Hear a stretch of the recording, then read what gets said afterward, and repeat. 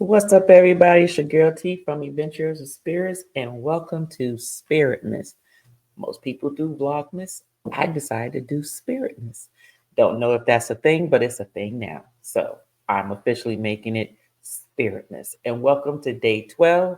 And today we will be reviewing Knob Creek Rye, the 7 year. Okay. Um, Knob Creek Rye, it is a Kentucky straight bourbon whiskey.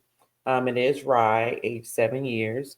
And a little information in reference to it because it's a little not necessarily complicated, but it's an American brand of Kentucky and it's actually produced by Suntory. So, for those of you familiar with like um, the Japanese spirits, Suntory, who owns most of those, they actually produce the Knob Creek here. However, they are um, part of those holdings, like the companies that are up under their Suntory's productions, or such things as Jim Beam, Basil Hayden, Booker's, and one more. I thought I was going to remember it, y'all. Um, and Baker's. Sorry, I knew I was. There was another B. So Jim Beam, Basil Hayden, and Baker's, and Booker's, Booker's, and Jim Beam.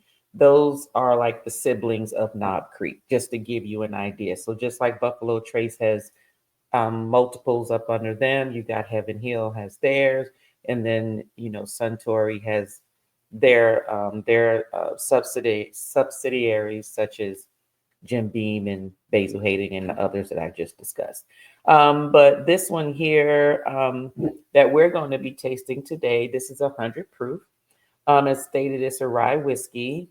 This is actually uh, um, from Claremont, Kentucky. Okay, just so you know, there's different parts of Kentucky. But as we know, 80 something percent, and I'm trying to remember what that number is. I think it's 89 or 82% of all bourbons, most of the bourbons are produced in Kentucky. And then you have all the other areas. And we're talking about bourbon. We're not just talking about whiskey. We're talking about bourbon. And as we know, not all whiskey is bourbon, but all bourbon is whiskey. So just remember that. I'm looking to see if there was any fun facts about Knob Creek. I didn't really read any. Didn't really have anything that was worth repeating. But either way, just know that Knob Creek is a wonderful rye for old fashions. As a matter of fact, I don't want to quote this, but I remember reading, and I just want to see if I read correctly. Um, but Knob Creek, if I remember correctly, it was the number one bourbon rye that was used to create the old fashioned cocktail. Okay. I remember reading that somewhere. But if I find it again, I'll put a link below so you can read on some things yourself. But the name Knob Creek, now I do know that it was the name of the creek right behind Abraham Lincoln's home. And it was actually chosen to evoke the simplicity, what it says here, and craftsmanship of pre prohibition small batch bourbon. So, Knob Creek is a small batch bourbon. They're actually made in small batches instead of mass production. So they do small batches. It's more controlled, and you get more of a consistency when it comes to what you end up with at the end of its production stage. So, with that stated, we didn't come here to talk about all of the history, but what we want to do is taste it, right? Now, I'm not really much of a rye fan to drink it neat. It's usually in an old fashioned or a cocktail for me. But today we are going to be drinking this straight. But before we do that, let me go on and turn my little bit of music on. I keep forgetting to turn my music on. Put a little ambiance music, but it's like a little Christmas jazz in the back. Okay. But let's go ahead and see what this nose does for us.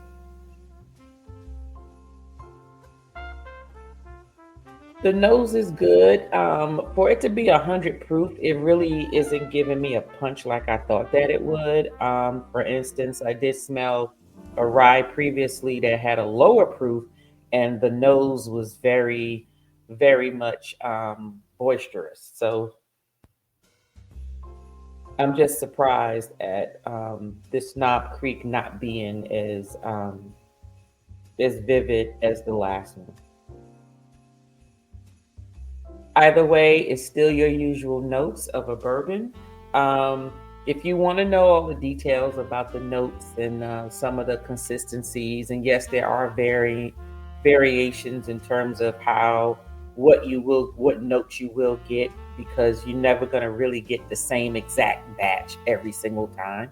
Temperatures change, weathers change, things are not as much. It can be consistent, but you're going to have some variations. But usually your foundation and baseline of a bourbon are usually the same. Okay. You can go back to one of my previous videos that talks about all of those things. The nose is regular basic. There's nothing outstanding about it, meaning nothing any different. And it's funny because this one also does not really give off a difference in the rye. Usually, I've nosed a couple of ryes, and they all give something to give you a hint that this is a rye. I don't smell that here. This smells like I'm going to be sipping on a regular bourbon. So let's go on and do that, shall we?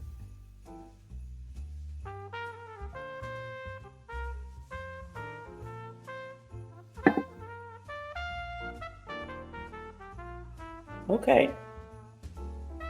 The nose might have not. The nose didn't do anything, but it's a lot of vivid flavor. Okay. Woo. Tongue is tingling. Um, tongue is tingling. But this is. I need to sip it again.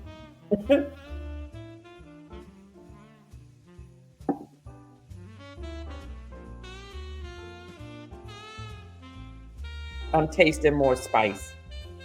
I everything, all the flavor that's in my mouth, you will not get that with your nose. You won't get it with your nose. The nose is so misleading. You would be expecting something weak. But I promise you, the flavor on here is velvety, it's smooth. The flavor just coats your tongue from the front to the back to the sides. It's smooth going down.